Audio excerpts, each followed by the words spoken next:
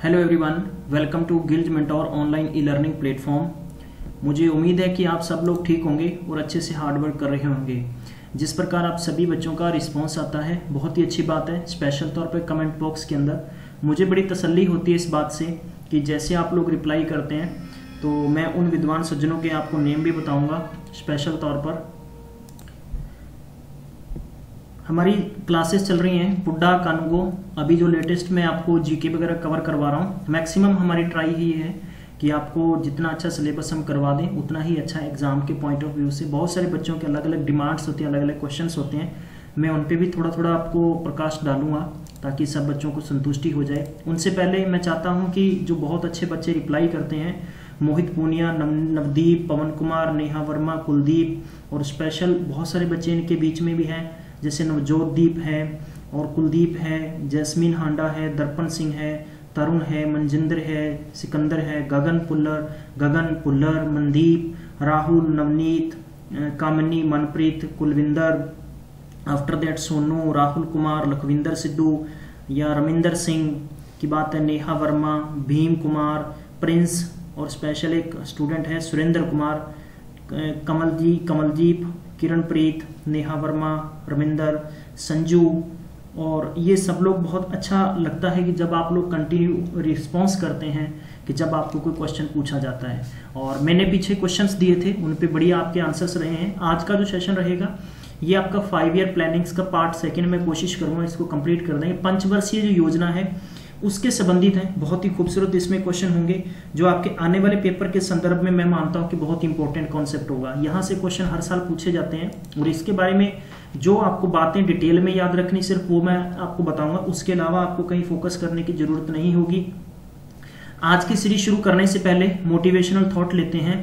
ये आप लोग अच्छे समझ चुके हैं कि जब हमारे सबके अच्छे ड्रीम होते हैं, अगर हम उनको सच्चा क्लियर करना चाहते हैं, अगर सच में हम लोग उनको साकार करना चाहते हैं तो हमें उसके पीछे एक थॉट रखनी पड़ती है।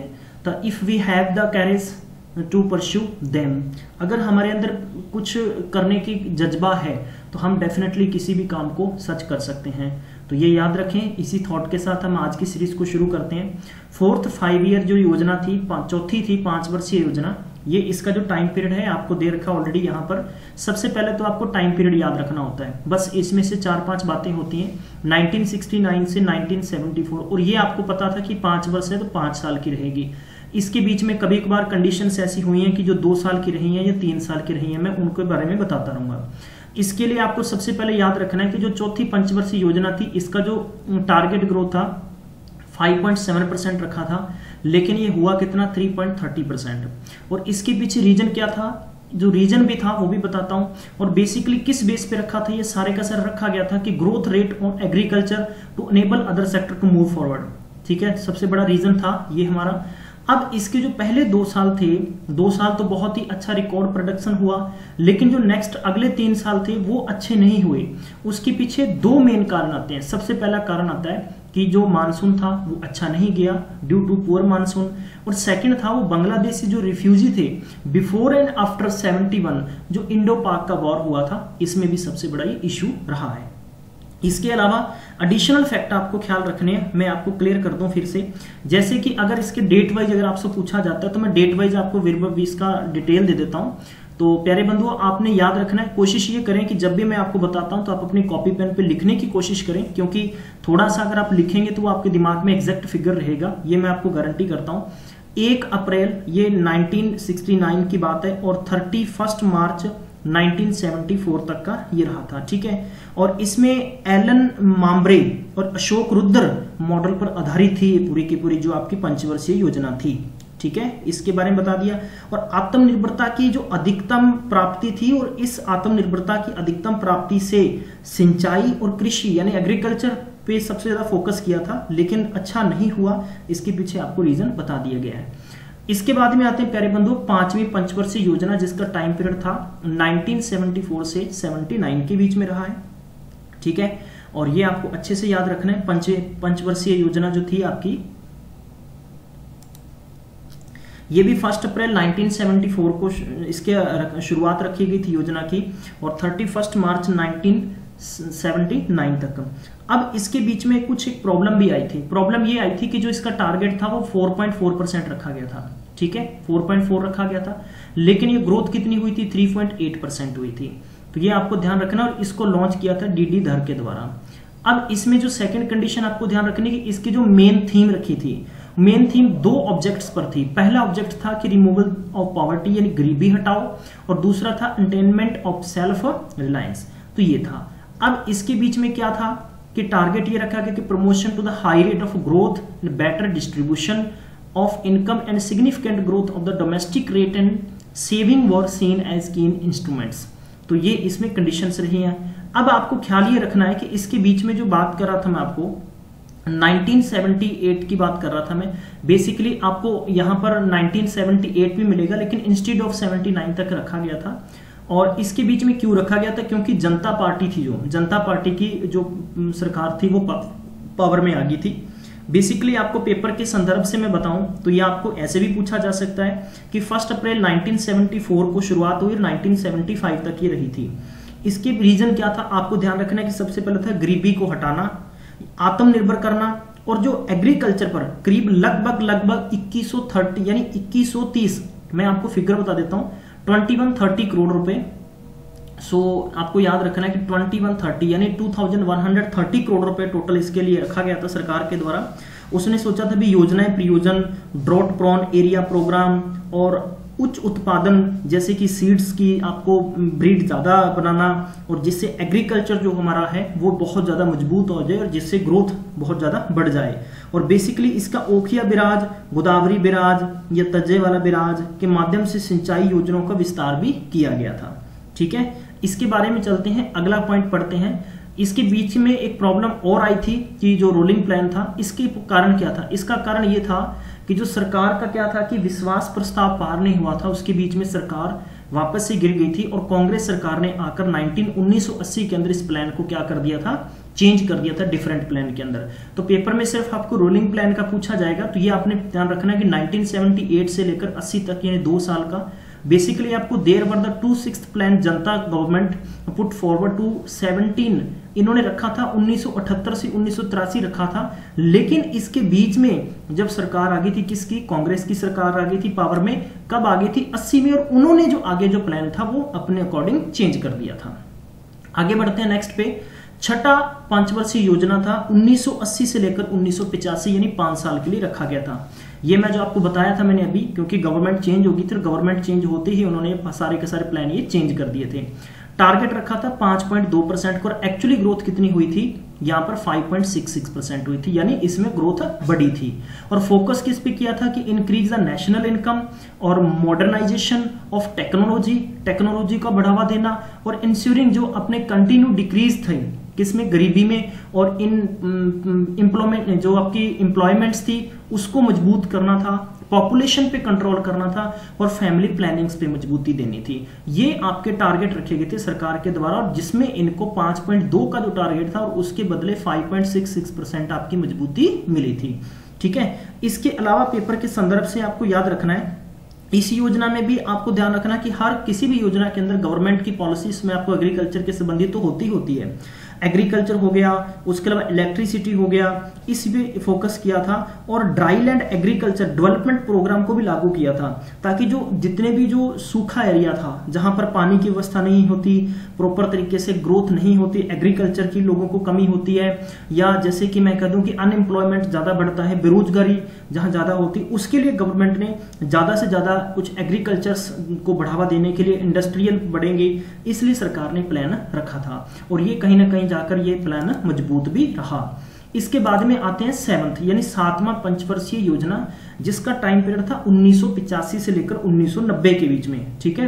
और आपका जो टारगेट रखा गया था इसमें जीडीपी का 5% रखा गया था, और इसमें एक्चुअल कितनी हुई थी, 6.1% हुई थी। और फोकस क्या था कि rapid growth in the food grain production, ठीक है, increase the employment opportunities and productivity with in the framework of basis tenets of plannings. तो ये आप गवर्नमेंट के द्वारा रखा गया था। अब इसमें एक बात और ख्याल रखनी है कि इस योजना का जो मुख्य लक्ष्य था वो कृषि उत्पादन, विशेष खदानों का उत्पादन, और जो आपकी पर्याप्त वृद्धि होना कंटिन्यू, ताकि सरकार को ये था कि खजाना है जो सरकार के पास कि वो रुपया डॉलर के मुकाबले मजबूत रहे।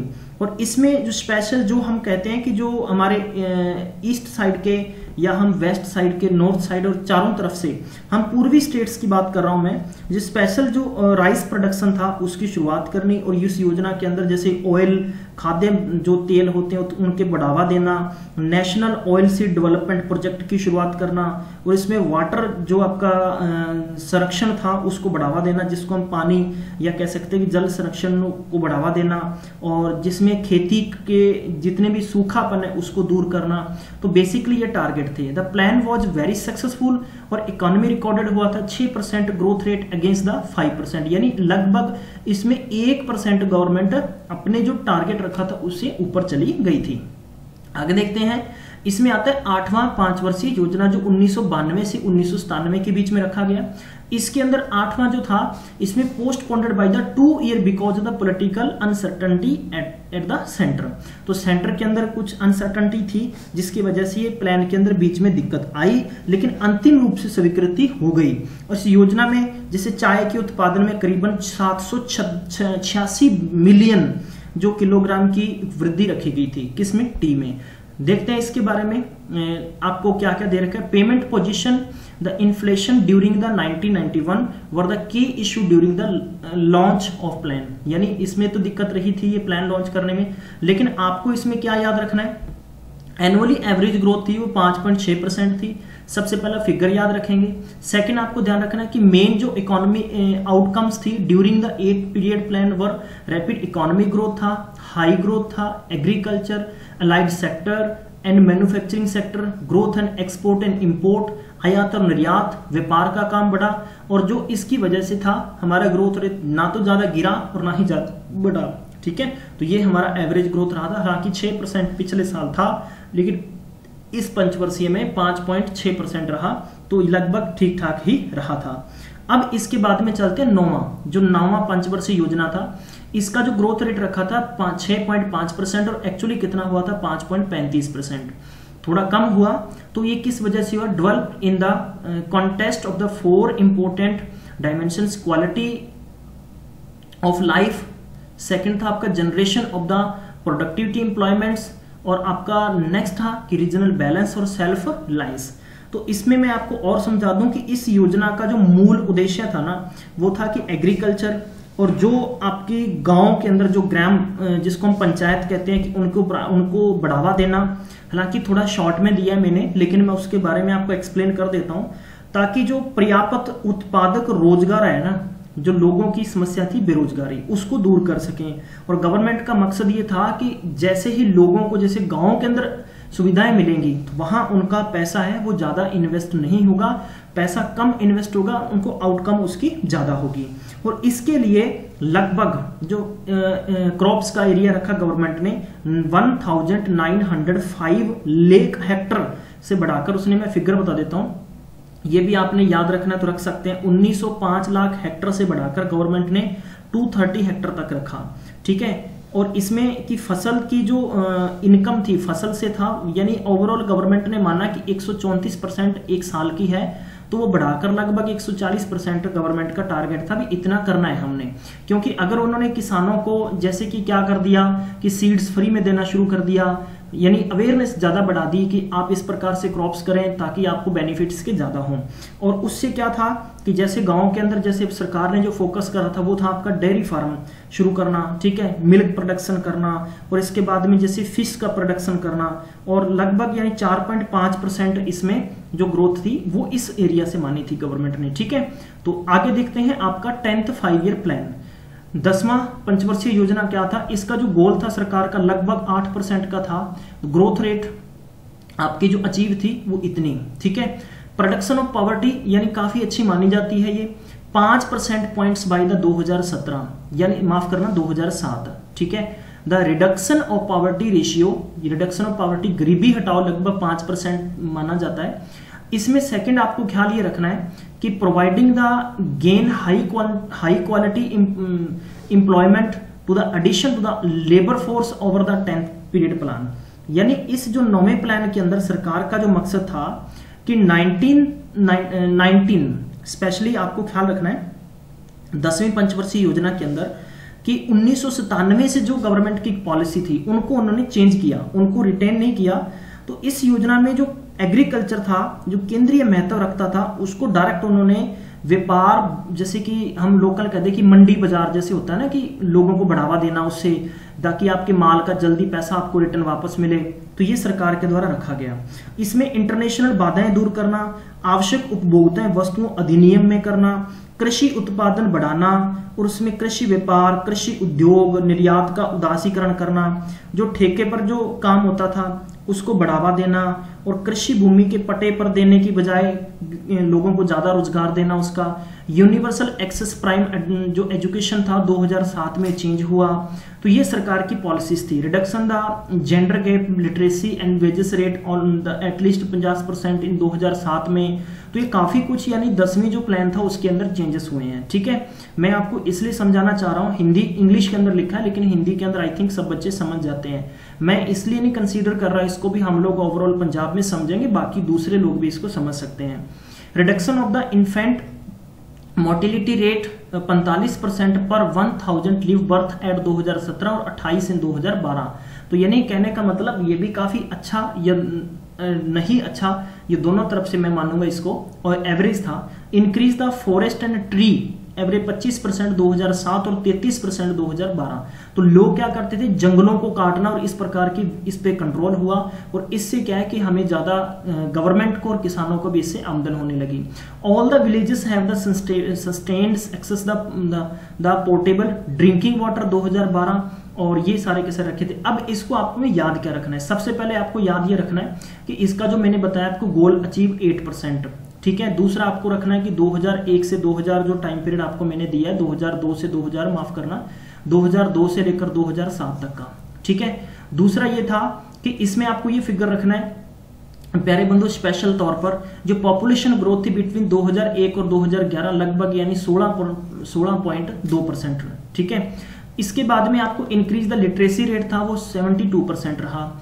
आफ्टर दैट आपको प्रिपेयर रखना है अपने दिमाग के लिए, मैं मानूं कि अच्छी बात होगी, पेपर के संदर्भ से तो अच्छी है ही है। 2007 में 25% जो ट्रीज और फॉरेस्ट का इंक्रीज हुआ, और 2012 में जाकर ये कितना हुआ, 33% हुआ।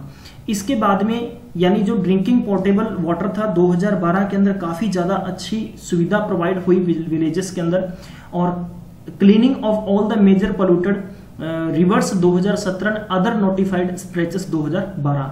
तो ये इस टाइम के अंदर मैक्सिमम जो गवर्नमेंट थी वो कांग्रेस की थी, और उनके दरमियान ही सारे का सारा हुआ है। मैं मिलता हूं आपको नेक्स्ट वीडियो में, तब तक आप इससे पढ़ें और इसके बारे में अपने व्यू जरूर दें।